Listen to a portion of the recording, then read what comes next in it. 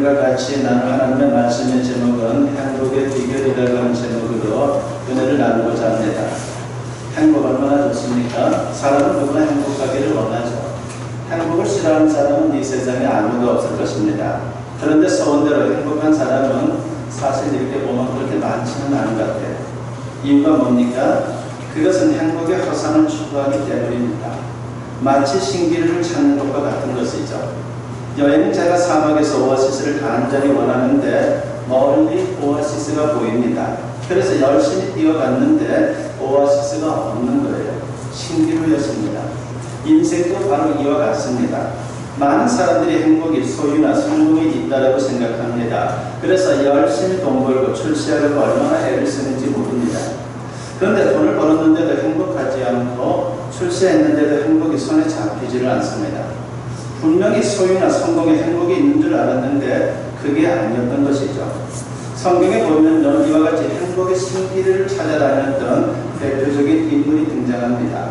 제가 말씀을 드리지 않아도 그 사람이 누군지 여러분이 다 알 거예요. 바로 솔로몬 왕입니다. 그는 왕들 중에서도 가장 호화로운 삶을 살았습니다. 문자 그대로 없는 게 없이 살았습니다. 그런 세상의 소유, 번세, 명예 같은 것에 행복이 있는 것으로 그렇게 착각을 한 것이죠. 그런데 그 모든 것을 성취했는데도 행복하지를 않았습니다. 그래서 처절히 후회하며 고백한 기록이 바로 우리 성경에 나와 있는 전도서입니다. 전도서 5장 10절에서 솔로몬은 이런 고백을 하죠. 은을 사랑하는 자는 은으로 만족하지 못하고 풍요를 사랑하는 자는 소득으로 만족하지 아니하나니 이것도 헛되도다라고 했습니다. 세상의 소유나 성공으로 행복할 수 없었다는 것이죠. 그럼에도 불구하고 왜 많은 사람들이 행복의 신기루만을 찾아다니니까? 그것은 행복의 비결을 모르기 때문입니다. 결론부터 말하자면 행복은요 다른 데 있는 것이 아니라 감사에 있는 거예요. 이걸 모르면요 절대로 행복하지 않아요. 감사가 있다는 것은요 참으로 은혜를 안다는 것이죠. 은혜를 아는 사람은 절대로 어떻게 보면 불행한 인생을 살지 않습니다. 행복한 인생을 사는 겁니다. 감사하지 못하면 아무리 소유가 많고 큰 성공을 거두어도 결코 행복할 수 없습니다. 신앙이 중요한 이유가 바로 여기에 있는 겁니다. 많은 사람들이 환경이나 조건이 맞아야 감사할 수 있다고 그렇게 생각을 합니다. 그러나 그렇지 않습니다. 하나님을 믿는 신앙이 있으면요 어떤 상황에서도 감사할 수 있습니다. 반대로 아무리 좋은 상황에서도 신앙이 없으면요 감사하지 못해요. 밑 빠진 볶아도 같은 그런 인생이기 때문에 만족할 수 없고 행복할 수 없는 것입니다. 그래서 성경은 감사치 않는 게 불신앙이다라고 말씀을 합니다. 로마서 1장에서 사도 바울이 하나님 없는 이방인 즉 불신자들의 특징을 여러 가지를 증거하고 있는데 그 중에 하나가 감사치 않는 것이다라고 말씀을 합니다. 로마서 1장 21절에 보면 하나님을 알되 하나님을 영화롭게도 아니하며 감사하지도 아니하고 오히려 그 생각이 허망하여지며 미련한 마음이 어두워졌나니라고 했습니다. 특히 말세가 되면요 이런 현상이 더욱 심해진다라고 말씀을 합니다. 디모데후서 3장 1절과 2절 말씀에 보면 너는 이것을 알라. 말세에 고통하는 때가 이르러 사람들이 자기를 사랑하며 돈을 사랑하며 자랑하며 교만하며 비방하며 부모를 거역하며 감사하지 아니하며 거룩하지 아니하며라고 있습니다. 말세에 여러 가지 부정적인 현상들이 많이 생기는데 그 중에 한 가지가 감사치 않는 배은망덕이라고 하는 겁니다. 오늘 이 시대가 불행한 것은요 무엇이 부족해서가 아니죠. 오직 한 가지 감사가 부족해서 불행한 그런 사람들이 많아지고 있다는 겁니다. 겉으로 보면 세상이 점점 풍요로워지는데도 행복지수를 알아보면요 그렇게 높아지질 않아요. 계속해서 하락하고 있습니다. 그 이유가 다른 데 있는 것이 아니라 바로 감사하지 못하기 때문에 행복지수가 자꾸 떨어지는 겁니다. 단언컨대 감사의 마음을 갖지 못하면요 그 누구도 그 어떤 조건에서도 결코 행복할 수가 없습니다. 여러분 정말 행복하기를 원합니까? 그렇다면 소유나 조건을 늘리려고 하는 노력 이상으로 감사의 비결을 배워야 합니다. 감사를 훈련해야 되고 감사로 내 자신을 무장해야 되는 겁니다. 그러면 어떻게 감사할 수 있습니까? 오늘 본문이 바로 그 비결을 우리에게 가르쳐 줍니다. 본문 시편 103편은요, 우리가 잘 아는 다윗이 쓴 시로 감사 찬양시라고 그렇게 분류를 할 수가 있습니다. 시편 가운데 가장 아름다운 시 중에 하나로 꼽힙니다. 여기서 다윗은 평생 체험한 하나님의 은혜를 잊지 말자고 스스로에게 다짐을 합니다. 너는 절대로 하나님의 은혜 잊어서는 안 돼. 그렇게 자신에게 말을 하고 있는 것이죠. 그 은혜가 너무나도 소중하기 때문인 것입니다. 다시 말하자면 하나님의 은혜를 기억하고 잘 생각하는 그런 인생을 살아야 한다라고 말하고 있는 겁니다. 그러면 생각할수록 감사가 마음속에서 샘물처럼 솟아나게 되는 겁니다. 오늘 본문 1절과 2절에 보면 내 영혼아 여호와를 송축하라. 내 속에 있는 것들아 다 그의 거룩한 이름을 송축하라. 내 영혼아 여호와를 송축하며 그의 모든 은택을 잊지 말지어다라고 했습니다. 다윗은 자기 영혼에게 명령합니다. 하나님의 모든 은택, 즉 은혜를 잊지 말고 기억하자고 말입니다. 사람은 생각하는 데서 모든 것이 나오게 되는 것이죠. 특별히 마음속에서 하나님을 생각하고 그 은혜를 생각하면 감사가 나옵니다. 다윗은 지나온 생애 가운데 체험한 하나님의 은혜를 생각하고 있는 거예요. 옛날을 돌아보니까 하나님의 은혜가 너무나도 많았어요. 그 은혜를 하나하나 기억하면서 자신의 마음에 다시 한번 새기고 있는 것입니다. 그럴 때 감사가 넘치는 것이고 찬양이 터져나오는 겁니다. 그래서 다윗이 시편을 이렇게 많이 기록한 겁니다. 3절 이하에는 다윗이 체험한 모든 은혜의 내용이 나옵니다. 먼저 본문 3절에 보면 그가 내 모든 죄악을 사하시며 내 모든 병을 고치시며 라고 했습니다. 하나님이 우리에게 베푸시는 은혜 가운데 가장 큰 것은 죄 사함의 은혜예요. 아무리 세상껏 많은 것 갖고 있다 할지라도요, 주님으로부터 죄에 대해서 용서함 받지 못하면 소용이 없어요. 그래서 우리에게 구원은 너무나도 소중한 것입니다. 그만큼 죄 사함의 은혜는 가장 중요한 것이고 가장 으뜸이 되는 겁니다. 죄는 모든 불행의 원인이죠. 죄로 인해 인생의 모든 고통이 오게 되는 것이고 결국에는 사망이 옵니다. 그러므로 죄사함은 인생의 근본 문제를 해결해주는 하나님의 대표적인 은혜입니다. 그래서 예수 믿는 게 중요해요. 예수를 믿을 수 있도록 해주는 것, 그리고 예수를 믿고 살아가게 해주는 것은 그래서 가장 큰 선물을 주는 것과 똑같은 것입니다. 예수님이 하나님의 아들이지만 이 세상에 인간으로 오셔서 십자가에서 피 흘려 죽으셨습니다. 그리고 약속하셨죠. 누구든지 이 기쁜 소식 복음을 믿는 자는 죄 사함을 받을 것이다. 그리고 영생을 얻을 것이다 라고 말씀해 주셨습니다. 이 은혜는 구약시대부터 계시된 것입니다. 그래서 다윗도 체험할 수가 있었습니다. 죄 사함을 받으면요 그 영혼의 기쁨이 솟아납니다. 그리고 육신의 질병으로 영혼의 질병으로 치유되는 역사가 나타나는 거예요. 그만큼 죄 사함은 우리에게 너무나도 소중한 것입니다. 또 본문 4절 말씀에 보면 뭐라고 합니까? 내 생명을 파멸해서 속량하시고 인자와 공의로 간을 씌우시며 라고 했습니다. 여기서 파멸은 사망을 의미합니다. 모든 인간이 죄로 인해 죽을 수밖에 없지만 영원한 사망에서 구원해 주신다는 것이죠. 그리고 하나님의 인자와 공의, 즉 사랑과 자비로 감싸주시고 정직해 주시는 것입니다. 그뿐만이 아닙니다. 이어서 본문 5절에 보면 좋은 것으로 내 소원을 만족하게 하사 내 청춘을 독수리같이 새롭게 하시는도다 라고 했습니다. 우리의 소원을 들어주시고 좋은 것으로 만족해 주신다는 겁니다. 그래서 날마다 새로운 모습으로 복된 인생을 살아갈 수 있도록 주님께서 이끌어 주신다는 것이죠. 그렇습니다. 하나님을 믿는 신앙의 사람에게는 이 모든 은혜가 주어지는 겁니다. 물론 개인차가 있습니다. 하지만 크든 작든 하나님의 은혜가 있는 겁니다. 물론 우리의 삶 속에 내가 만족하지 못할 때도 있어요. 그러나 우리가 하나님의 은혜를 생각하면요 그 모든 만족치 못함도 극복하고 하나님의 은혜에 감사하는 그런 인생을 살아갈 수가 있습니다. 중요한 것은요 그 은혜를 아는 사람이 있고 모르는 사람도 있다는 것이죠. 구약 성경을 보게 되면요 이스라엘 백성들에게 고질병이 하나 있었습니다. 그것은 영적인 기억 상실증입니다. 하나님의 은혜를 망각하는 것이에요. 그것이 이스라엘 사람들, 출애굽한 이스라엘 사람들의 문제였습니다. 감사치 못하는 감사 결핍증입니다. 모세는 이스라엘 백성들과 출애굽한 후에 40년 동안 광야에서 같이 지냈습니다.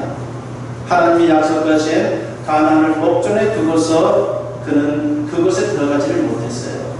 하나님께서 너는 여기까지만 이다라고 말씀하셨기 때문입니다. 그것을 모세는 기꺼이 받아들였죠. 그러면서 이제 가나안 땅에 들어갈 그 후손들에게 참으로 마음에 걱정하는 바가 하나 있었습니다. 이스라엘 백성들이 그 땅에 들어가서 잘 먹고 잘 살게 된 후에 하나님의 은혜를 잊어버리지는 않을까 하는 것, 그것이 모세에게 있어서 아주 중요한 걱정거리였습니다. 모세는 가나안 땅에 들어가지 못했습니다. 하나님이 허락하지 않았죠. 모세는 이스라엘 백성들을 가나안 땅에 들어보내기 전에 다시 한번 당부합니다. 그 말씀의 핵심이 무엇입니까? 다른 게 아닙니다. 너희들은 절대로 하나님의 은혜를 잊지 말라는 것입니다. 하나님의 은혜를 기억하라. 하나님의 은혜에 감사하라고 하는 것. 그것이 마지막으로 모세가 이스라엘 백성들에게 던져준 메시지였습니다. 신명기 8장 12절부터 14절에 보면 네가 먹어서 배부르고 아름다운 집을 짓고 거주하게 되며 또 내 소와 양이 번성하며 내 은금이 증식되며 내 소유가 다 풍부하게 될 때에 내 마음이 교만하여 내 하나님 여호와를 잊어버릴까 염려하노라고 했습니다. 그런데 안타깝게도 구약의 역사를 보게 되면요, 이스라엘 백성들이 이 말씀을 놓칠 때가 얼마나 많았습니까? 그러면서 하나님의 은혜를 망각하는 그런 인생들을 살았습니다. 그러다 보니까 그들은 감사하지 않았습니다. 틈만 나면 불평하고 원망했던 것이 이스라엘 백성들의 모습이었죠. 그러다 보니까 엉뚱한 짓을 했습니다. 우상을 숭배하고 음란하고 타락하고 부패한 나머지 결국은 하나님의 엄청난 징계를 받아야 했습니다. 구약 이스라엘의 비극은 하나님의 은혜를 잊어버린 것입니다. 그렇다면 오늘 우리에게 가장 큰 축복이 무엇입니까? 소유가 많고 적고 그런 게 문제가 아닙니다. 세상에서 출세하고 성공을 하느냐 마느냐 그런 게 문제가 아닙니다. 하나님의 은혜를 기억하는 신앙이 축복 그 자체예요. 그것을 아는 것이 가장 중요한 것입니다. 신앙은요, 마치 안경을 끼는 것과도 같습니다. 안경을 끼면 희미하게 보이던 게 밝게 보이지 않습니까? 바로 신앙의 안경을 쓰면요, 분명하게 보이게 되는 것이죠. 이와 같이 신앙의 안경을 쓰면 하나님의 은혜가 또렷하게 보이는 그런 귀한 역사가 나타나는 겁니다. 하나님의 은혜를 놓치지 않고 기억하게 됩니다. 그리고 그 은혜를 기억하고 생각할수록 감사한 신앙으로 우리가 살아갈 수 있습니다. 생각의 차이가 감사의 차이라고 하는 것을 알 수 있습니다. 가난하지만 열심히 신앙으로 사는 할아버지 할머니가 있었습니다. 이 부부가 하루는 이웃집에서 쌀 한 가마니를 빌려봤어요. 이제 먹을 게 떨어진 거죠. 그래도 이웃은 쌀 한 가마니를 기꺼이 이 노 부부에게 빌려줬습니다. 마땅히 둘만한 장소가 없어서 마루 한쪽 구석에 쌀자루를 놓아두었는데 마침 그날 밤에 도둑이 알고서 그 집에 와서 그 쌀 가마니를 훔쳐갔습니다. 할머니는 도둑을 욕하며 야단을 칩니다. 참으로 벼룩이 가를 빼놓지 우리같이 가난한 사람 집에 와서 있는 거 다 훔쳐간다라고 너무나도 속상했어요. 또 하나님을 향한 원망도 쏟아져 나왔습니다. 하나님이 지켜주셔야 되는데 왜 안 지켜줘가지고 이렇게 귀한 쌀을, 그것도 빌려온 쌀을 잃어버리게 만드느냐고 그렇게 소리를 지릅니다. 그런데 할아버지는 이곳이요 할머니, 너무 떠들지 말고 잃어버린 것은 쌀 한 가마니지만 나는 이 쌀을 잊어버리고 나서 5가지 감사가 생겼다고 그렇게 말하는 겁니다. 먹을 것이 없어서 이웃집에서 쌀을 빌려왔고 그 쌀을 간밤에 도둑을 맞았는데 뭐가 감사하겠습니까? 기가 막힌 할머니가 퉁명스럽게 무엇이 감사하단 말이오라고 말하자 할아버지가 이렇게 말하는 것입니다. 뭐라고? 우리는 쌀 한 말도 얻기 힘든 집인데 쌀 한 가마니나 빌릴 수 있을 만큼 이웃에게 신용을 얻었으니 어찌 감사한 일이 아니겠어. 또 도둑질하면서 사는 사람도 많은데 우리는 도둑질하지 않는 사람이라는 것 또한 감사한 일 아니겠어. 또 쌀을 마루에 둔 것은 우리가 잘못한 일이지만 그것을 방 안에 두었으면 좋았을 것을 마루에 두어서 도둑을 맞았으니 그렇게 하면 안 되는구나 라고 하는 좋은 경험을 하지 않았어. 그것 또한 감사한 일이고 육신의 양식은 잃어버렸어도 영혼의 양식은 잃지 않았으니 이 또한 얼마나 감사한 일이요. 또 비록 빌려온 쌀이라도 남의 것을 잃어버리지 않고 내 것을 잃었으니 감사하지 않소라고 그렇게 말하는 겁니다. 여러분 같으면요, 이런 상황에서 감사할 수 있겠습니까? 힘들죠. 뚜껑이 열릴 수밖에 없을 거예요. 그러나 우리가 신앙의 눈으로 세상을 바라보면요, 이런 상황에서도 감사할 수 있는 그런 고백이 나올 수 있다는 것입니다. 물론 그런 상황에서 감사한다는 것은요, 결코 쉽지 않습니다. 그러나 모든 일을 감사한 마음으로 바라보고 감사한 마음으로 생각하면요, 감사할 것이 계속 나오게 되는 것이고, 모든 일을 불평하면 아무리 찾아봐도 감사거리는 보이지 않을 것입니다. 그렇게 감사하는 사람에게는 매사에 감사 안 할 것이 없고, 감사를 잃어버린 사람에게는 모든 것에 감사할 것이 없는 것입니다. 중요한 것은 무엇을 보고 어떻게 생각하느냐 하는 것입니다. 인생은 생각하기 나름입니다. 잘 생각해 보면요, 하나님의 은혜 투성입니다. 그래서 감사할 수밖에 없는 것이죠. 제가 누누이 말씀드리지 않아요. 북한에 태어나지 않은 것만 해도, 북한에 살고 있지 않은 것만 해도요, 얼마나 감사한 일이에요. 그거 하나만으로도 너무나도 감사한 일이죠. 그래서 우리가 감사할 수 있다면요, 우리는 행복한 사람인 것입니다. 그렇습니다. 소유가 많고 지위가 높을수록 행복한 게 아니라 감사할수록 행복합니다. 비유하자면 감사는 행복의 씨앗입니다. 씨앗을 심으면 거기서 꽃이 피고 열매가 맺는 것처럼 행복의 꽃이 피고 축복의 열매가 열리게 되는 것입니다. 그래서 조금 힘들더라도 우리가 감사를 고백하면 하나님이 그 모든 잃어버린 것을 나중에 다 채워주세요. 그래서 여러분들 신앙 안에서 손해보고 사는 것 너무 걱정하지 말라고 제가 말씀드렸죠. 손해봐도 신앙 안에서 손해보는 건요, 하나님이 그 이상으로 다 채워줍니다. 저희 아버님이 그렇게 인생을 사셨어요. 사업을 하시면서 참 뛰인 돈도 엄청 많아요. 그럼에도 불구하고 그 모든 것들을 다 신앙으로 이겨내셨죠. 근데 나중에 돌아보니까 사기당한 것보다 더 많은 것을 얻었더라고요. 그게 하나님의 법칙인 것이죠.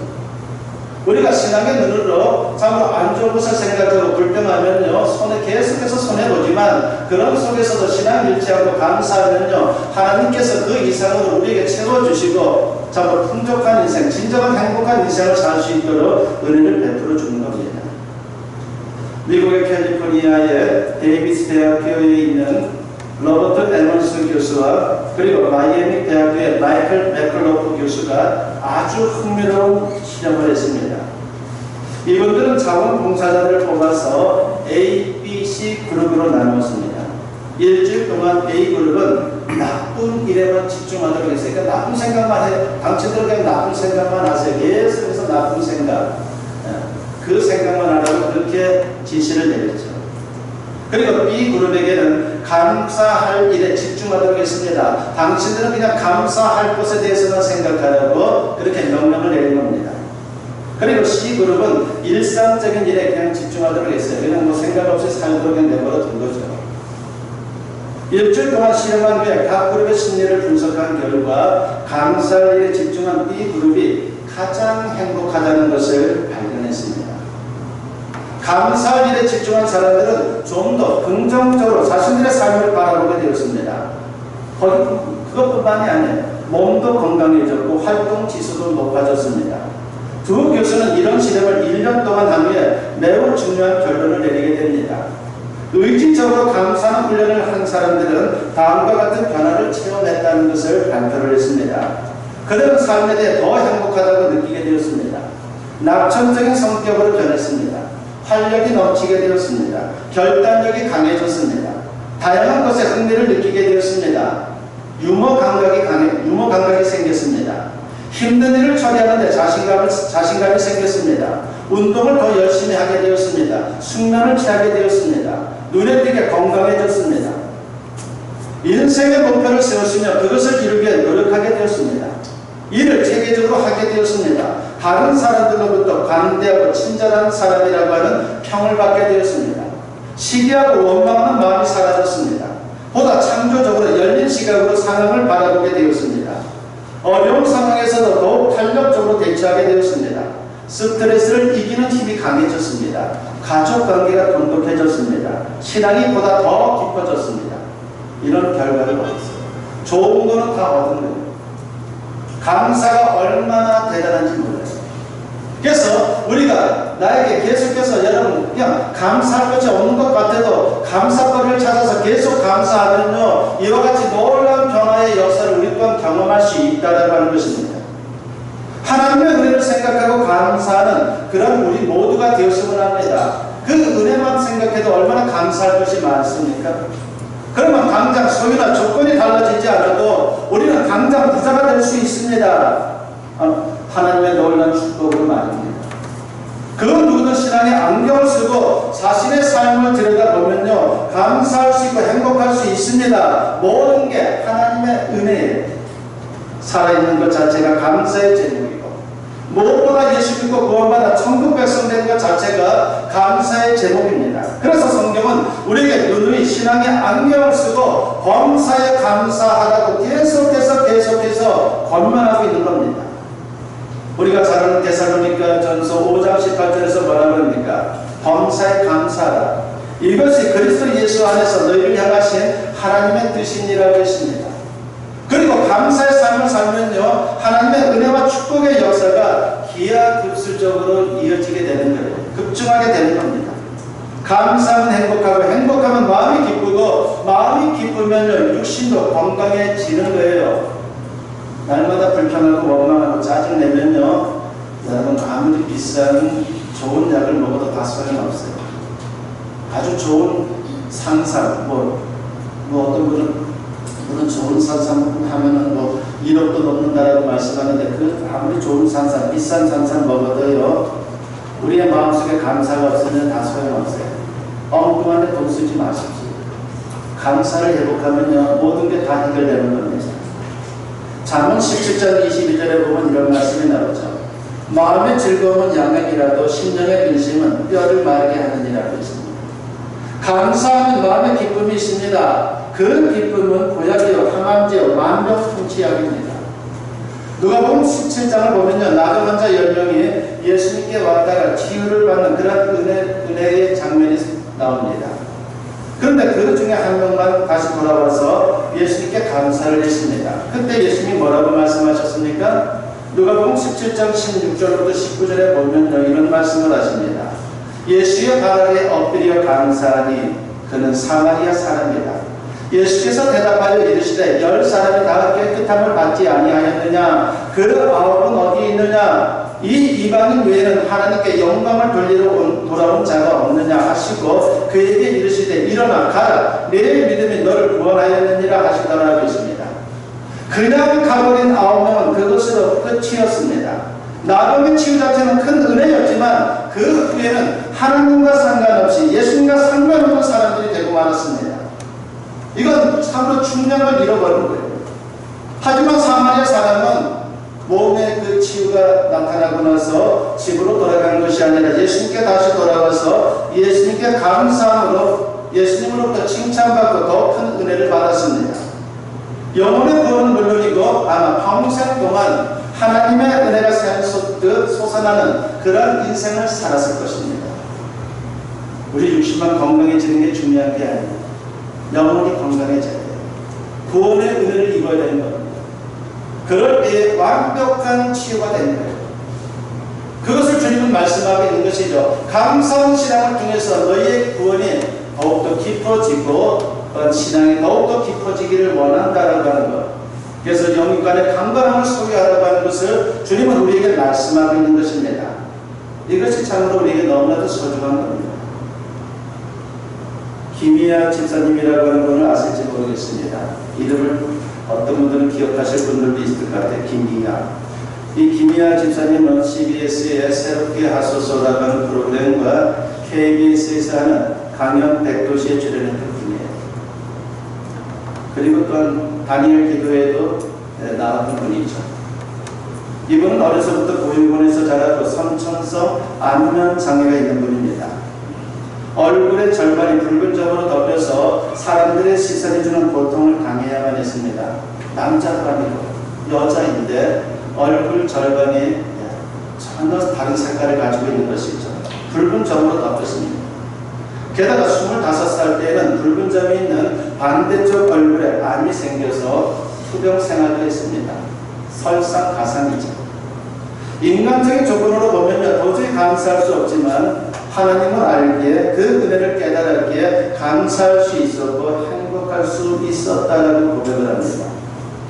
때가 되니까 하나님께서 그분을 드러내셨죠. 방송에 출연시키시고 책도 내게 하시고 전국적으로 또한 간증이나 강연을 하러 다니도록 그렇게 하나님께서 길을 열어주셨습니다. 그분을 보면서 이런 생각을 해봅니다. 그분이 감사할 수 있다면 과연 누가 감사할 수 없겠는가? 그분이 행복할 수 있다면 과연 누가 행복할 수 없겠는가? 라고 하는 그런 생각을 해봅니다. 우리가 하나님의 은혜에 감사할 수 없다면요, 그것은 불신앙을 넘어서 죄악이라고 하는 생각마저 듭니다. 오늘은 맥주 감사주일입니다. 평소에 잊고 살았던 하나님의 은혜를 다시 기억하고 깊이 생각할 수 있는 하나님의 사람들이 되었으면 합니다. 그러면 감사할 수가 있어요. 모든 게 하나님의 은혜입니다. 우리가 감사할 수 있다면 어떤 형편에서도 행복할 수 있습니다. 더 나아가 하나님의 계속적인 축복의 역사를 체험하게 될 것입니다. 부디 남은 생에 시편 기자의 내게 주신 모든 은혜를 내가 여호와께 무엇으로 보답할까라는 고백을 마음에 품고 평생 승리할 수 있는 저와 여러분 모두 될 수 있기를 주님의 이름으로 간절히 축원합니다.